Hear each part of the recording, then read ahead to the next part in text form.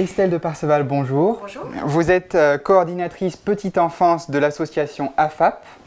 Merci de nous accueillir aujourd'hui dans cette crèche franco-asiatique. Nous allons vous poser quelques questions pour présenter la crèche à nos téléspectateurs. Avec plaisir.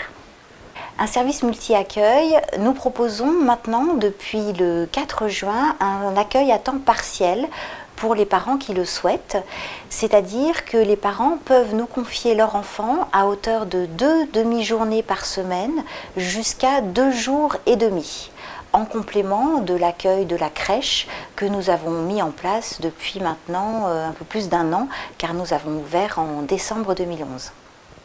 La crèche franco-asiatique de l'AFAP, donc Association franco-asiatique pour la petite enfance, est ouverte tous les jours, du lundi au vendredi, de 8 h à 19 h 30 et le samedi de 8 h à 18 h 30. Le multi-accueil, c'est donc un accueil selon les besoins des familles, sous forme de demi-journée. Ça peut être soit le matin, soit l'après-midi, en fonction des besoins des parents. Les tarifs, nous sommes subventionnés par la CAF et par la ville de Paris, donc les parents payent selon leurs revenus. En fonction de leur fiche d'imposition, leur sera calculé les tarifs au mois ou à la demi-journée selon leurs besoins.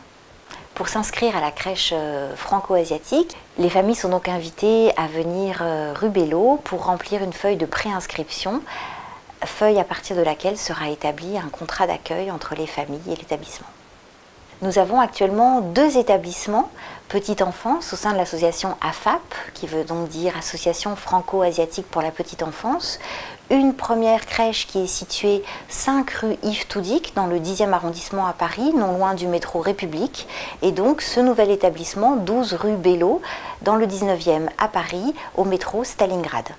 Dans les crèches de l'AFAP, nous accueillons donc un public mixte, à savoir la moitié des enfants accueillis sont d'origine chinoise et l'autre moitié sont des enfants des quartiers concernés, donc 10e pour la crèche République et 19e pour Bello. L'autre particularité est que le personnel encadrant est pour moitié d'origine chinoise également et pour moitié de personnes diplômées de la petite enfance, ce qui permet d'avoir un accueil multilingue au sein de nos établissements, aussi bien en chinois mandarin qu'en wenzhou par exemple. Nous avons souvent le cas de figure de 2 parents d'origine chinoise qui ne maîtrisent pas encore la langue française. Nous avons donc prévu un accueil multilingue au sein de l'établissement. La moitié de notre personnel est d'origine chinoise et maîtrise le chinois mandarin ou le wenzhou ou même d'autres langues et dialectes, ce qui permet pour les parents de confier leur enfant en toute tranquillité au sein des crèches. À mon sens, il est important que les enfants soient en contact avec la collectivité avant l'entrée à l'école maternelle. C'est pour ça que nous avons créé ce multi-accueil, par exemple pour des enfants d'origine chinoise qui seraient gardés par des AI ou par des grands-parents à domicile. Il nous semble pertinent qu'ils puissent être confiés pendant les mois d'été dans notre établissement sous forme de demi-journée, de manière à ce qu'ils s'habituent progressivement à la collectivité, à vivre avec d'autres enfants et ainsi se préparer à l'entrée à l'école maternelle pour le mois de septembre. Pour fonctionner, nous avons bien sûr obtenu l'autorisation de la ville de Paris ainsi que des mairies d'arrondissement. Nous avons un partenariat avec la CAF, Caisse d'allocation familiale. Nous avons toutes les autorisations nécessaires pour ouvrir ce type d'établissement.